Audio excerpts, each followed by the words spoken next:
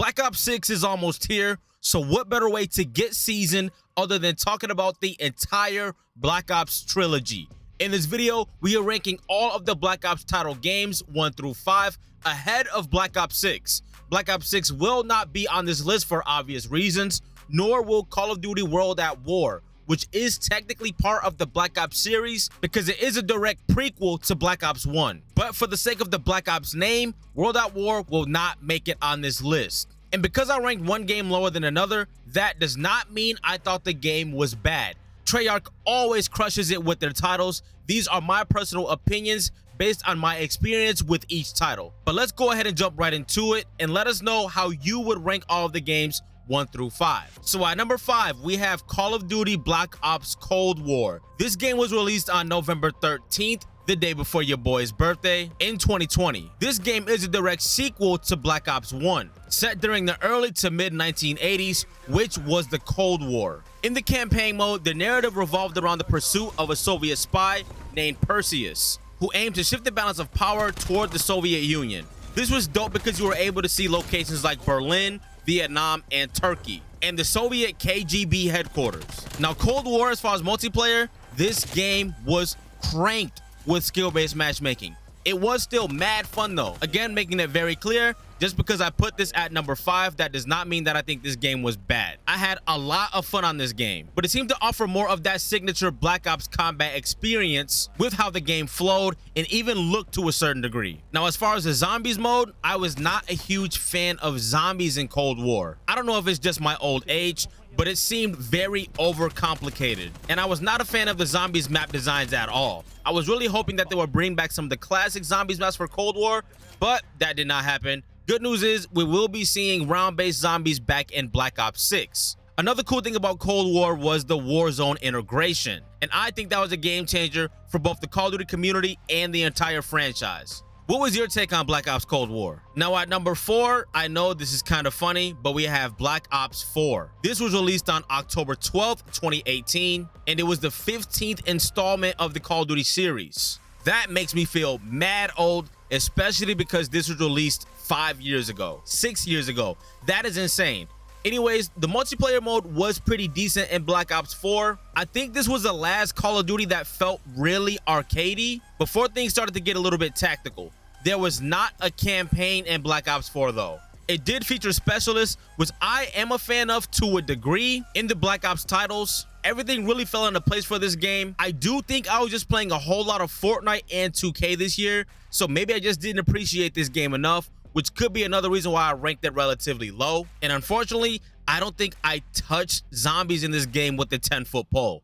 So I do not really have any insight, but I do know it featured maps such as Voyage of Despair and Blood of the Dead. One thing that was a big deal about Black Ops 4, in my opinion, was Blackout. That was the introduction of Battle Royale in the Call of Duty franchise, but this might be a hot take. I think Blackout was better than Warzone is now. Nowadays, Warzone just seems pretty redundant, and I do understand that we have been playing the same Warzone system essentially since Modern Warfare 19. But something about Blackout felt like a true Battle Royale title, such as PUBG. That's just my take though. What do you think of Blackout if you played it? Or if you just remember watching content, streams, whatever the case is, let us know what you thought about Blackout down below. Despite its success though, the game did receive mixed reviews due to the absence of single player and the design of its microtransactions. The microtransactions were something else in that game, I will say. Now at number 3, again, I know it seems like we are literally counting backwards, but Black Ops 3. I had a ton of fun on this game. This game was released on November 6, 2015. Holy shit, that was literally almost 10 years ago. Now, the campaign mode was set in the dystopian future where advanced technology and robots play a significant role in warfare. One thing that was cool about the Black Ops 3 campaign is you could play it co-op with up to 4 players. I thought that was a huge deal, especially at the time. Now, for multiplayer, this was dope. This was the second Jetpack COD, but the movement wasn't as wild as it was in Advanced Warfare the year before. It seemed like if you jumped twice, you were on the other side of the map with Advanced Warfare. In Black Ops 3, I think it was cool that they dialed it down a bit, but you were still able to do some cool shit with the movement system, allowing players to run on walls, slide, and thrust jumping in the air. And this game also features specialist abilities, which I really enjoyed in competitive. It really made your opponents have to guess, And I do have to speak on the ban and protect system in rank play. I think in Black Ops 3 it was called Arena, but the ban and protect system was an absolute goated system in my opinion. For example, if you didn't want somebody using dead silence, you can go ahead and ban dead silence for the entire lobby. Now that player that liked to use dead silence would have to figure out something else to put in that spot for the perk. And on the other end, if you wanted to protect dead silence before the enemy team went ahead and banned it, you were able to protect it for the entire lobby to use. Now Black Ops 3 Zombies, straight up goated in my opinion. This was the best zombie system ever. And the map specifically, Der Eisendrache. Well, first you had to retrieve one bow, and then you will have to go ahead and upgrade all 4 bows. This system was dope if you were playing in 2 or 4 in my opinion, because 2 people can have 2 bows, or 4 people can all have each bow. Not gonna go too much into detail. We also had the Zombies Chronicles extension later on. Again, this game was goated all the way around, period. Let me know what your take is on Black Ops 3. Next, we have Call of Duty Black Ops 1, released on November 9th, 2010. So this game was set in the 1960s. In the campaign, players follow CIA Alex Mason as he attempts to recall specific memories to locate a number station set to instruct Soviet sleeper agents to deploy chemical weapons across the United States. Pretty dope concept there. At the time, I think I was a little bit too young to understand what was really happening, but it was cool to be able to get some bits and pieces of history if you paid attention close enough.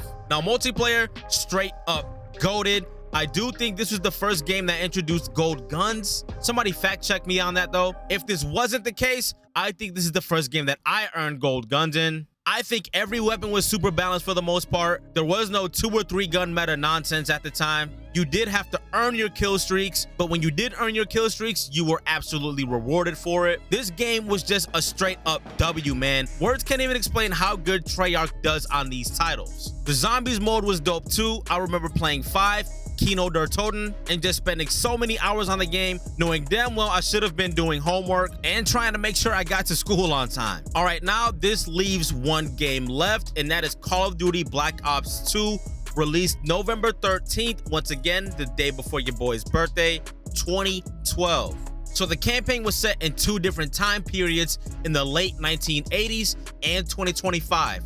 Crazy to think that we are pretty much in 2025 already. In that campaign, players switched between Alex Mason and his son, David Mason, as they pursue antagonist Raul Mendez, an arms dealer and terrorist.